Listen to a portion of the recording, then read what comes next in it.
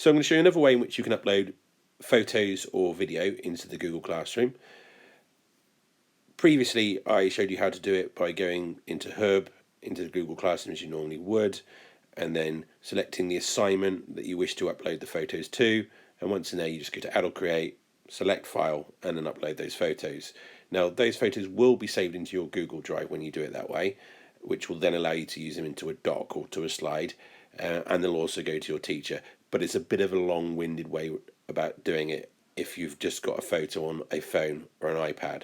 So let's show you the really quick way.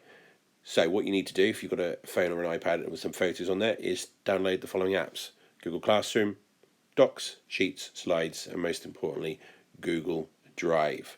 So all you need to do once these are installed and they're free of charge and they're on the App Store and they're on Google Play is simply click in Drive, go to the plus sign at the bottom.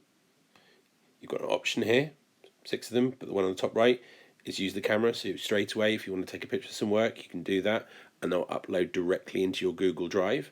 Or your other option is to press upload. When I press that, it should give me 2 options: photos and videos and browse. The browse will allow you to browse any documents that you have, but we really want to go into photos and videos, so let's just click on there. And I'm just going to go to recently added and click on this ball here and press upload. This will then upload into the Google Drive. Once in the Google Drive, when you're creating a document or a slide, when you go to insert, you'll be able to insert from the Google Drive, and any recent images that have been uploaded can go directly into there. So that's the most simplest way to simply, if you're using an iPad or a phone, is download these apps, go into Drive, press add, search your videos and photos content and upload it. It's saved automatically into your Google Drive, so when you're creating a presentation, you've got some work, you'll be able to add that to any of the documents that you're using and then hand them into your teachers. Hopefully that was helpful.